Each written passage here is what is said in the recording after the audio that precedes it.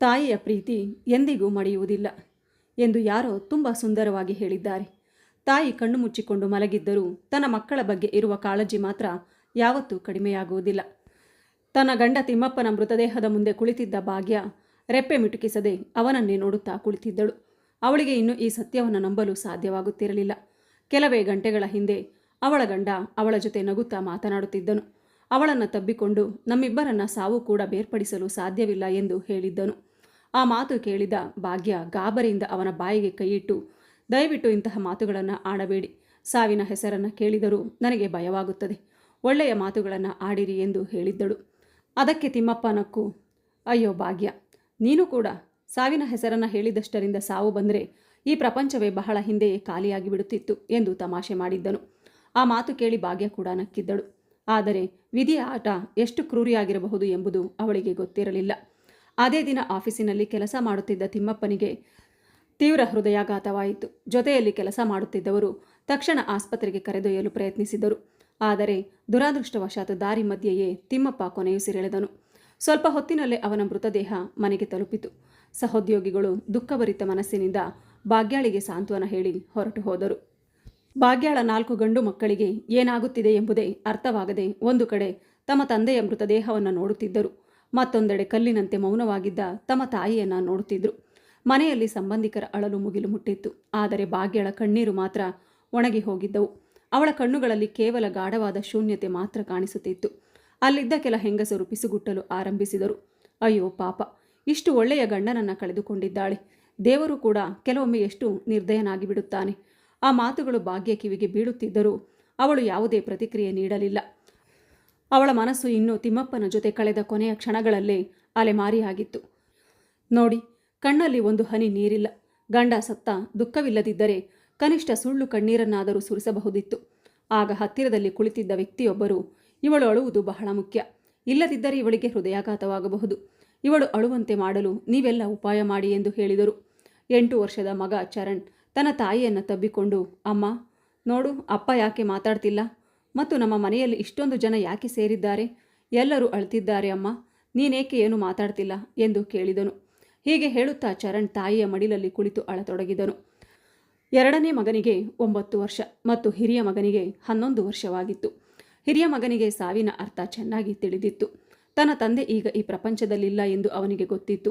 ಅಳುತ್ತಲೇ ತನ್ನ ತಾಯಿಯ ಕೈ ಹಿಡಿದು, ಅಮ್ಮ, ಇನ್ನು ಅಪ್ಪ ನಮ್ಮನ್ನು ಪ್ರೀತಿಸಲು ಎಂದಿಗೂ ಬರುವುದಿಲ್ಲವೇ? ಅಪ್ಪ ನಮ್ಮನ್ನು ಬಿಟ್ಟು ಹೋದರು, ನೀನು ನಮ್ಮನ್ನು ಬಿಟ್ಟು ಹೋಗುವುದಿಲ್ಲವಲ್ಲ ಎಂದು ಕೇಳಿದನು. ಹೀಗೆ ಕೇಳುತ್ತಾ ಅವನು ಅಮ್ಮನನ್ನು ತಬ್ಬಿಕೊಂಡನು. ಮಕ್ಕಳ ಅಳುವಿನ ಕರುಣಾಜನಕ ಮಾತು ಕೇಳಿ ಅಕ್ಕಪಕ್ಕದ ಜನರ ಕಣ್ಣಲ್ಲಿ ನೀರು ತುಂಬಿತು. ಆಗ ಇದ್ದಕ್ಕಿದ್ದಂತೆ ಭಾಗ್ಯಾಳಿಗೆ ಪ್ರಜ್ಞೆ ಬಂದಂತಾಯಿತು. ತನ್ನ ಸುತ್ತಲಿರುವ ಜನರನ್ನು ನೋಡಿದಳು ಮತ್ತು ತನ್ನನ್ನು ತಬ್ಬಿಕೊಂಡಿರುವ ಮಕ್ಕಳ ಅಳುವನ್ನು ಕೇಳಿ ಜೋರಾಗಿ ಚೀರಾಡಿದಳು. ಅದರ ನಂತರ ಅವಳ ಕಣ್ಣುಗಳಿಂದ ಕಣ್ಣೀರು ಧಾರಾಕಾರವಾಗಿ ಹರಿಯತೊಡಗಿತು.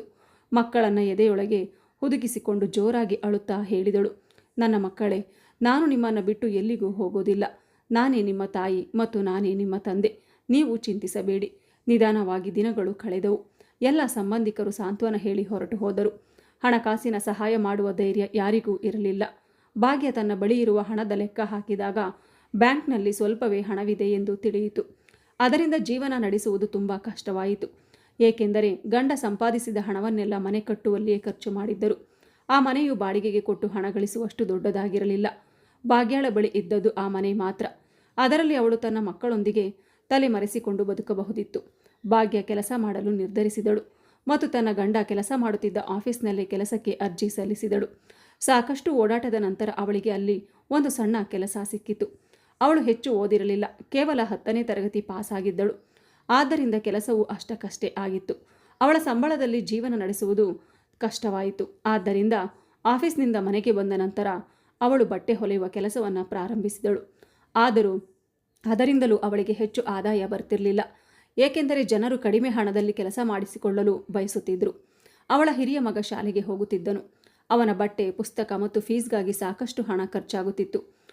ಆದರೆ ಭಾಗ್ಯ ತನ್ನ 3 ಚಿಕ್ಕ ಮಕ್ಕಳನ್ನು ಮನೆಯಲ್ಲೇ ಓದಿಸಲು ನಿರ್ಧರಿಸಿದಳು. ಬಹಳ ಕಷ್ಟದಿಂದ ಸಂಸಾರ ಸಾಗುತ್ತಿತ್ತು. ಅವಳ ಪತಿ ಒಂದು ಸಣ್ಣ ವಿಮೆ ಇನ್ಶೂರೆನ್ಸ್ ಮಾಡಿಸಿದರು. ಅದರಿಂದ ಅವರ ಮರಣದ ನಂತರ ಅವಳಿಗೆ ವಿಮೆಯ 4 ಲಕ್ಷ ರೂಪಾಯಿ ಹಣ ಸಿಕ್ಕಿತು. ಆದರೆ ಆ ಹಣವನ್ನು ಬಳಸುವ ಬದಲು ಅವಳು ಅದನ್ನು ಮಕ್ಕಳ ಮುಂದಿನ ವಿದ್ಯಾಭ್ಯಾಸಕ್ಕಾಗಿ ಎತ್ತಿಟ್ಟಳು.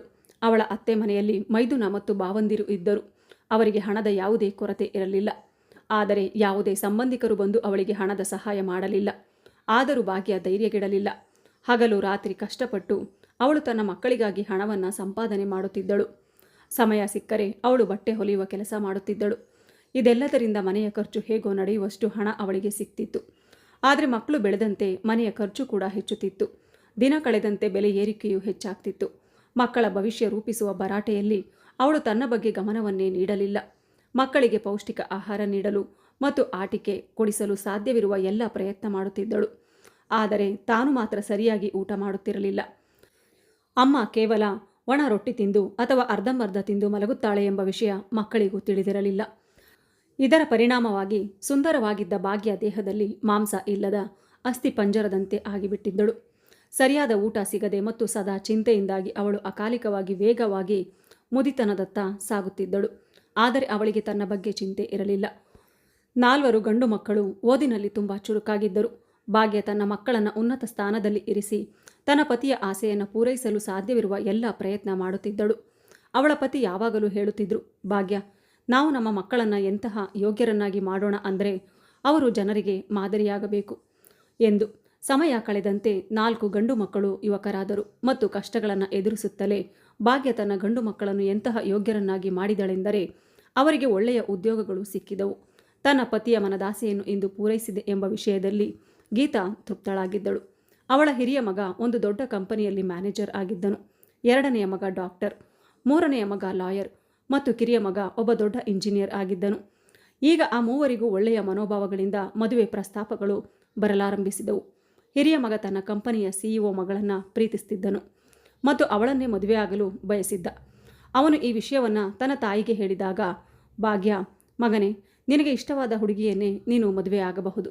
ಯಾಕಂದರೆ ಜೀವನ ನಡೆಸಬೇಕಾದವನು ನೀನು ನಿನ್ನ ಇಷ್ಟದ ಸೊಸೆಯನ್ನು ಕರೆತಂದರೆ ನನಗೂ ಖುಷಿಯಾಗುತ್ತದೆ ಎಂದು ಹೇಳಿದಳು.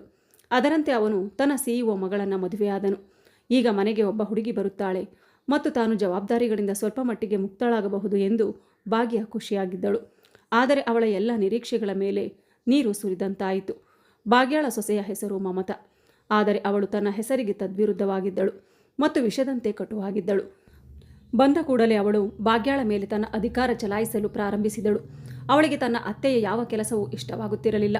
ಪ್ರತಿ ವಿಷಯಕ್ಕೂ ಅವಳು ತನ್ನ ಅತ್ತೆಗೆ ನಿಮಗೆ ಯಾವ ಕೆಲಸ ಮಾಡಲು ಬರುವುದಿಲ್ಲ ಎನ್ನುತ್ತಿದ್ದಳು. ಒಮ್ಮೊಮ್ಮೆ ನಿಮಗೆ ಇಷ್ಟು ವಯಸ್ಸಾಗಿದೆ, ಆದರೆ ಟೇಸ್ಟಿ ಅಡುಗೆ ಮಾಡಲು ಬರುವುದಿಲ್ಲ. ನಮ್ಮ ಮನೆಯಲ್ಲಿ ಕೆಲಸದವರು ಕೂಡ ನಿಮಗಿಂತ ಚೆನ್ನಾಗಿ ಅಡುಗೆ ಮಾಡುತ್ತಾರೆ. ಜನ ಬಾಯಿ ಚಪ್ಪರಿಸಿಕೊಂಡು ತಿನ್ನುತ್ತಾರೆ ಎಂದು ಚುಚ್ಚಿ ಮಾತನಾಡುತ್ತಿದ್ದಳು.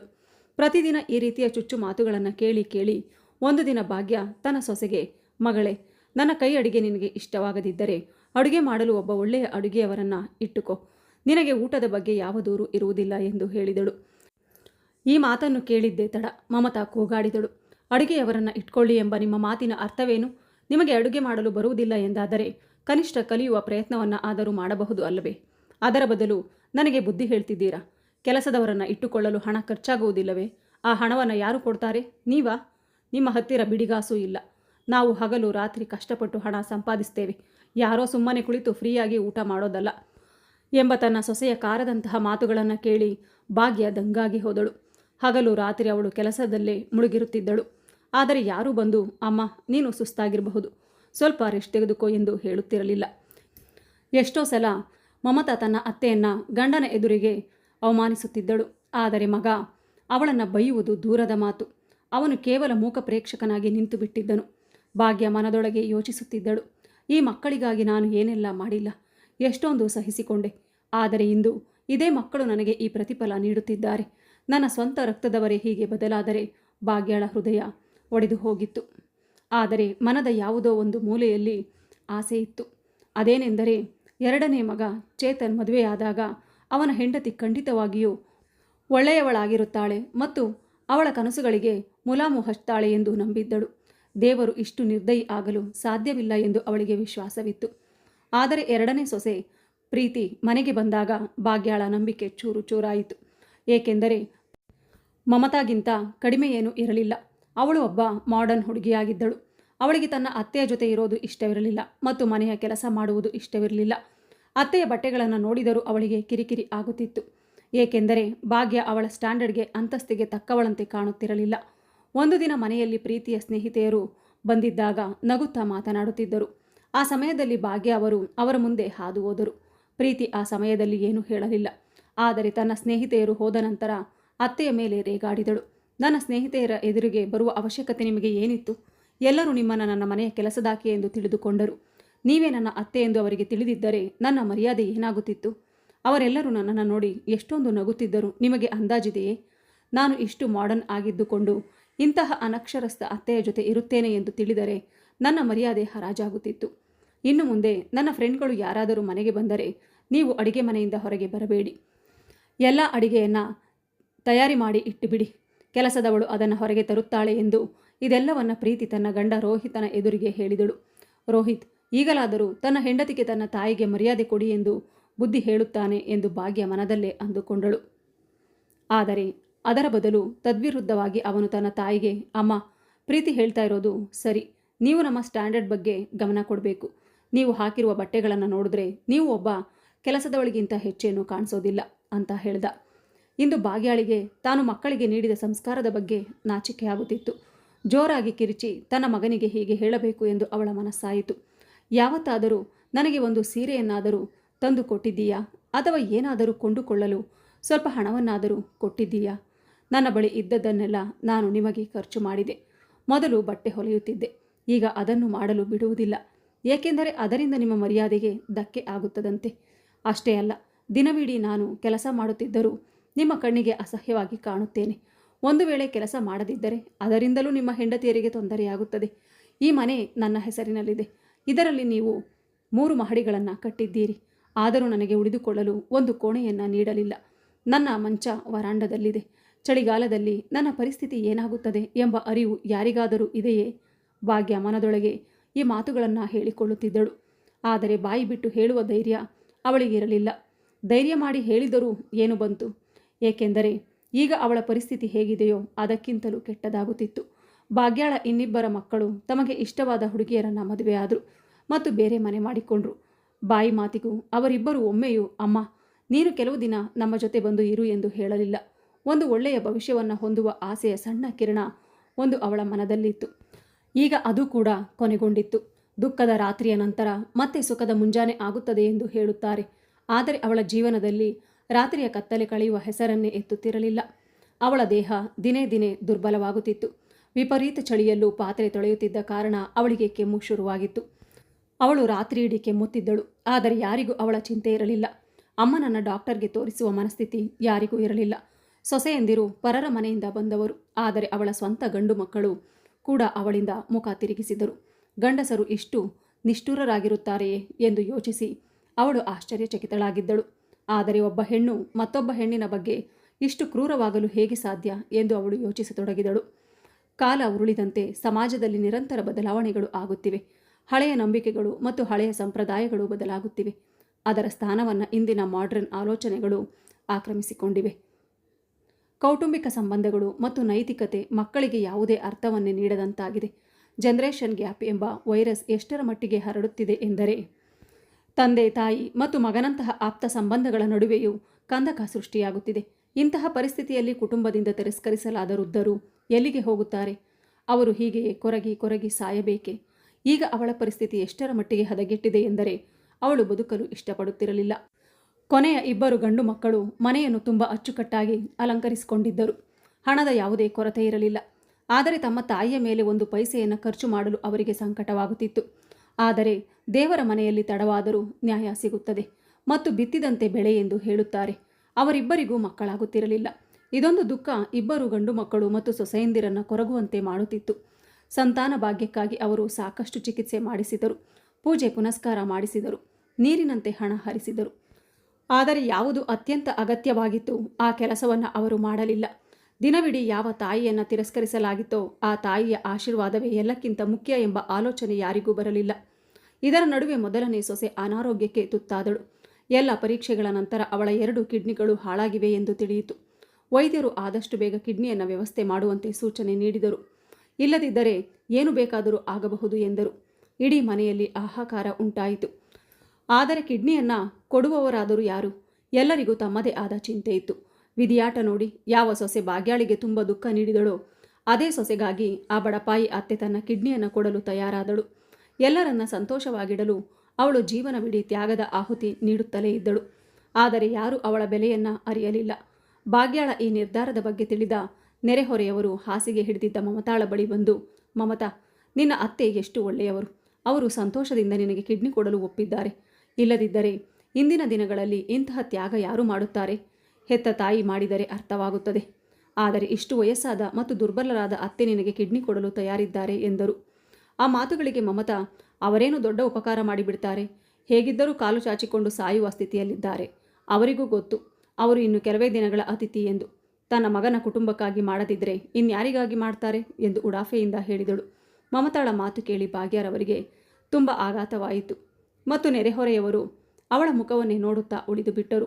ಇಂತಹ ವಾತಾವರಣದಿಂದ ದೂರ ಹೋಗಬೇಕು ಎಂದು ಭಾಗ್ಯ ಎಷ್ಟೋ ಬಾರಿ ಯೋಚಿಸುತ್ತಿದ್ದಳು. ಆದರೆ ಬೇರೆ ದಾರಿಯೂ ಇರಲಿಲ್ಲ. ಯಾವ ಮಕ್ಕಳನ್ನು ಅವಳು ಹೂವಿನ ಗಿಡಗಳಂತೆ ಪೋಷಿಸಿದಳು, ಮನೆಯ ಮೂಲೆ ಮೂಲೆಯೂ ಗಮಗಮಿಸಲಿ ಎಂದು ಬಯಸಿದಳೋ ಅಲ್ಲಿ ಹೂವಿನ ಬದಲು ಮುಳ್ಳುಗಳು ಬೆಳೆದಿದ್ದವು. ಅವರು ಆದರ್ಶ ಮಕ್ಕಳಾಗುತ್ತಾರೆ ಎಂದು ಅವಳು ಅಂದುಕೊಂಡಿದ್ದಳು. ಆದರೆ ಆಕೆ ಅಂದುಕೊಂಡಿದ್ದೆಲ್ಲ ತಲೆಕೆಳಗಾಗಿತ್ತು. ಪತಿಯ ಮರಣದ ನಂತರ ಸುಖಭರಿತವಾದ ಒಂದೇ ಒಂದು ಕ್ಷಣವೂ ಅವಳ ಜೀವನದಲ್ಲಿ ಇರಲಿಲ್ಲ. ಅವಳು 4 ಗಂಡು ಮಕ್ಕಳಿದ್ದರೂ ಒಬ್ಬ ದೌರ್ಭಾಗ್ಯ ತಾಯಿಯಾಗಿದ್ದಳು. ಇದನ್ನು ವಿಧಿಯಾಟ ಎನ್ನಬೇಕೋ ಏನೋ ಗೊತ್ತಿಲ್ಲ. 2ನೇ ಮಗ ಶುಗರ್ ರೋಗಿಯಾಗಿದ್ದನು.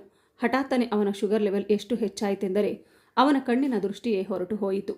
ಕಣ್ಣುಗಳ ವ್ಯವಸ್ಥೆ ಮಾಡಿಕೊಟ್ಟವರಿಗೆ ದೊಡ್ಡ ಮೊತ್ತದ ಹಣ ನೀಡುವುದಾಗಿ ಪತ್ರಿಕೆಗಳಲ್ಲಿ ಜಾಹೀರಾತು ನೀಡಲಾಯಿತು. ಆದರೆ ಐ ಬ್ಯಾಂಕ್ನಲ್ಲಿಯೂ ಕಣ್ಣುಗಳು ಲಭ್ಯವಿರಲಿಲ್ಲ. ಅದರಿಂದ ಭಾಗ್ಯಾಳ 2ನೇ ಮಗ ಮತ್ತು ಸೊಸೆ ಇಬ್ಬರೂ ಚಿಂತೆಯಿಂದ ಕೊರಗುತ್ತಿದ್ದರು.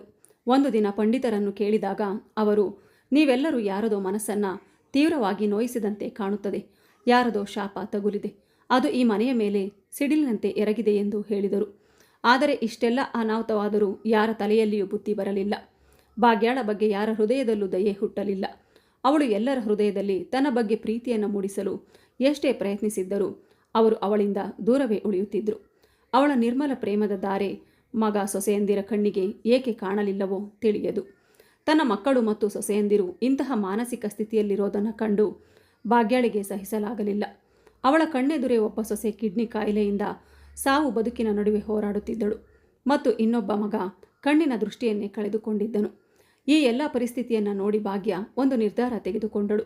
ಅದೇನೆಂದರೆ ತನ್ನ ಒಂದು ಕಿಡ್ನಿಯನ್ನು ಸೊಸೆಗೆ ದಾನ ಮಾಡುವುದು ಮತ್ತು ಒಂದು ಕಣ್ಣನ್ನು ಮಗನಿಗೆ ದಾನ ಮಾಡುವುದು. ಆದರೆ ಕಣ್ಣು ದಾನದ ವಿಷಯಕ್ಕೆ ಬಂದಾಗ ಬದುಕಿರುವ ವ್ಯಕ್ತಿಯ ಕಣ್ಣು ದಾನ ಮಾಡಲು ಸಾಧ್ಯವಿಲ್ಲ ಎಂದು ವೈದ್ಯರು ತಿಳಿಸಿದರು.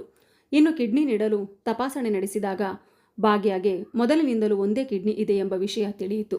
ಆದ್ದರಿಂದ ಅವಳು ಕಿಡ್ನಿ ದಾನ ಮಾಡಲು ಸಾಧ್ಯವಿರಲಿಲ್ಲ. ಆಗ ಡಾಕ್ಟರ್ ಹೇಳಿದರು, ನೋಡಿ ಅಮ್ಮ, ನಿಮಗೆ ಇರುವುದು ಒಂದೇ ಕಿಡ್ನಿ. ಅದನ್ನು ತೆಗೆದರೆ ನಿಮ್ಮ ಸಾವು ಸಂಭವಿಸುತ್ತದೆ. ನಮ್ಮ ಡಾಕ್ಟರ್ಗಳ ಕೆಲಸ ಜೀವ ಉಳಿಸುವುದೇ ಹೊರತು ಜೀವ ತೆಗೆಯುವುದಲ್ಲ ಎಂದು ಹೇಳಿದರು. ಬದುಕಿರುವ ವ್ಯಕ್ತಿ ಕಣ್ಣುಗಳು ದಾನ ಮಾಡಲು ಸಾಧ್ಯವಿಲ್ಲ ಎಂಬುದನ್ನು ತಿಳಿದು ಭಾಗ್ಯ ತುಂಬ ನಿರಾಶೆಗೊಂಡಳು. ಬದುಕಿನ ಮೇಲಿನ ಆಸೆಯನ್ನು ಅವಳು ಆಗಲೇ ಕಳೆದುಕೊಂಡಿದ್ದಳು. ಏಕೆಂದರೆ ಅವಳು ನಡೆಸುತ್ತಿದ್ದ ಜೀವನಕ್ಕಿಂತ ಸಾವೇ ಎಷ್ಟು ನೆಮ್ಮದಿದಾಯಕವಾಗಿತ್ತು. ಹೀಗೆ ಯೋಚಿಸುತ್ತಿದ್ದಾಗ ಅವಳಿಗೆ ಒಂದು ಉಪಾಯ ಹೊಳೆಯಿತು. ಇಲ್ಲಿಯವರೆಗೆ ಅವಳು ಬರೀ ತ್ಯಾಗದ ಆಹುತಿಗಳನ್ನೇ ನೀಡುತ್ತಾ ಬಂದಿದ್ದಳು. ಆದರೆ ಯಾರೂ ಅವಳ ಬೆಲೆಯನ್ನು ಅರಿಯಲಿಲ್ಲ. ಅವಳ ತ್ಯಾಗದ ಅರಿವು ಕೂಡ ಯಾರಿಗೂ ಆಗಿರಲಿಲ್ಲ. ಅವಳ ಕುಟುಂಬದ ಯಾವುದೇ ಸದಸ್ಯರು ಅವಳಿಗೆ ಪ್ರೀತಿ ನೀಡಲಿಲ್ಲ, ಸೂಕ್ತ ಗೌರವವನ್ನು ನೀಡಲಿಲ್ಲ. ಹೀಗಿರುವಾಗ ಇಂತಹ ಜೀವನ ನಡೆಸುವುದರಲ್ಲಿ ಏನು ಪ್ರಯೋಜನ? ಹೀಗೆ ಯೋಚಿಸಿ ಅವಳು ಒಂದು ತೀರ್ಮಾನಕ್ಕೆ ಬಂದಳು. ಆದರೆ ಆ ತೀರ್ಮಾನವನ್ನು ಜಾರಿಗೆ ತರುವ ಮೊದಲು ಒಂದು ಪತ್ರ ಬರೆದಳು.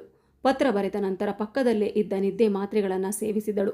ಮರುದಿನ ಬೆಳಗ್ಗೆ ಭಾಗ್ಯ ತನ್ನ ಹಾಸಿಗೆಯಿಂದ ಏಳದಿದ್ದಾಗ ಮನೆಯವರೆಲ್ಲರಿಗೂ ಆಶ್ಚರ್ಯವಾಯಿತು.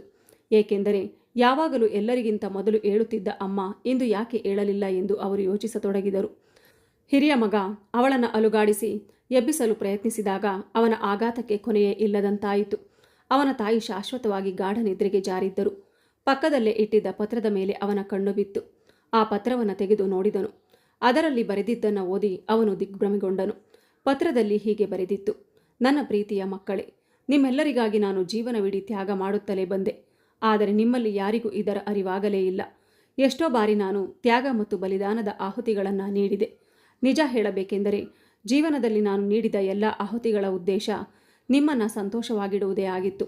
ಆದರೆ ಇದು ನನ್ನ ವಿಧಿಯಾಟ. ನಾನು ಪ್ರತಿ ಬಾರಿಯೂ ಸೋಲುತ್ತಿದ್ದೆ. ನಿಮ್ಮ ಹೃದಯದಲ್ಲಿ ನನ್ನ ಬಗ್ಗೆ ಕಿಂಚಿತ್ತು ಪ್ರೀತಿಯ ಭಾವನೆಯನ್ನು ಮೂಡಿಸಲು ನನಗೆ ಸಾಧ್ಯವಾಗಲಿಲ್ಲ. ಈಗ ಆಹುತಿ ನೀಡಲು ನನ್ನ ಬಳಿ ಏನೂ ಉಳಿದಿರಲಿಲ್ಲ. ಆದ್ದರಿಂದ ನಿಮ್ಮ ಜೀವನ ಹಸನಾಗಲು ಮತ್ತು ನನ್ನ ಪ್ರೀತಿಯನ್ನು ನೀವು ನಾಟಕ ಎಂದು ಭಾವಿಸದಿರಲು ನಾನೇನು ಮಾಡಬಹುದು ಎಂದು ಯೋಚಿಸಿದೆ. ಅದಕ್ಕಾಗಿಯೇ ಇಂದು ನಾನು ಅಂತಿಮ ಆಹುತಿ ನೀಡಲು ಹೋಗುತ್ತಿದ್ದೇನೆ. ಇದು ನನ್ನ ಪೂರ್ಣ ಆಹುತಿ ಆಗಿರುತ್ತದೆ. ಇದರಿಂದ ನನ್ನ ಆತ್ಮಕ್ಕೆ ಶಾಂತಿ ಸಿಗಬಹುದು ಮತ್ತು ಬಹುಶಃ ನಿಮಗೂ ನನ್ನ ತ್ಯಾಗ ಹಾಗೂ ಬಲಿದಾನದ ಅರಿವು ಸ್ವಲ್ಪವಾದರೂ ಆಗಬಹುದು. ನಿಮ್ಮನ್ನು ಸಾಕಿ ಬೆಳೆಸುವ ಭರಾಟೆಯಲ್ಲಿ ನನ್ನ ಜೋಳಿಗೆ ಸಂಪೂರ್ಣ ಖಾಲಿಯಾಗಿದೆ. ಈಗ ನನ್ನ ಬಳಿ ಏನೂ ಉಳಿದಿಲ್ಲ. ಹೌದು, ಕೇವಲ ಒಂದು ಪ್ರಾಣ ಉಳಿದಿದೆ. ಅದನ್ನೇ ಬಲಿದಾನ ನೀಡಿ ನಾನು ಈ ಪ್ರಪಂಚದಿಂದ ವಿದಾಯ ಹೇಳುತ್ತಿದ್ದೇನೆ. ಜೀವನವಿಡೀ ನನ್ನ ಮನಸ್ಸು ಪ್ರೀತಿಗಾಗಿ ಹಂಬಲಿಸಿತು, ಆಪ್ತ ಸಂಬಂಧಗಳಿಗಾಗಿ ಪರಿತಪಿಸಿತು. ಆದರೆ ಈಗ ನಾನು ಸೋತು ಹೋಗಿದ್ದೇನೆ. ನನ್ನ ಆತ್ಮಕ್ಕೆ ಶಾಶ್ವತ ಶಾಂತಿ ಬೇಕಾಗಿದೆ.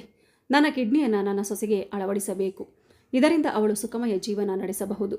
ಹಾಗೆ ನನ್ನ 2 ಕಣ್ಣುಗಳನ್ನು ನನ್ನ ಪ್ರೀತಿಯ ಮಗನಿಗೆ ನೀಡಬೇಕು. ಇದರಿಂದ ಅವನು ಜೀವನದ ಸಂಪೂರ್ಣ ಆನಂದವನ್ನು ಪಡೆಯಬಹುದು ಎಂದು ನಾನು ಬಯಸುತ್ತೇನೆ. ನಾನು ತುಂಬ ಪ್ರಯತ್ನಿಸಿದೆ, ಆದರೆ ನಾನು ಬದುಕಿರುವಾಗ ಯಾವುದೇ ವೈದ್ಯರು ನನ್ನ ಕಿಡ್ನಿಯನ್ನಾಗಲಿ ಅಥವಾ ಕಣ್ಣುಗಳನ್ನಾಗಲಿ ತೆಗೆಯಲು ತಯಾರಿರಲಿಲ್ಲ. ಆದ್ದರಿಂದ ನಾನು ಶಾಶ್ವತವಾಗಿ ಈ ಪ್ರಪಂಚವನ್ನು ಬಿಟ್ಟು ಹೋಗುವ ನಿರ್ಧಾರ ಮಾಡಿದ್ದೇನೆ. ನನ್ನ ಈ ನಿರ್ಧಾರಕ್ಕೆ ನಾನೇ ಸ್ವತಃ ಜವಾಬ್ದಾರಳಾಗಿದ್ದೇನೆ. ದೇವರು ನಿಮ್ಮೆಲ್ಲರನ್ನು ಯಾವಾಗಲೂ ಸಂತೋಷವಾಗಿಡಲಿ. ಪತ್ರವನ್ನು ಓದುತ್ತಿದ್ದಂತೆ ಮಗನ ಕಣ್ಣಲ್ಲಿ ನೀರು ತುಂಬಿತು.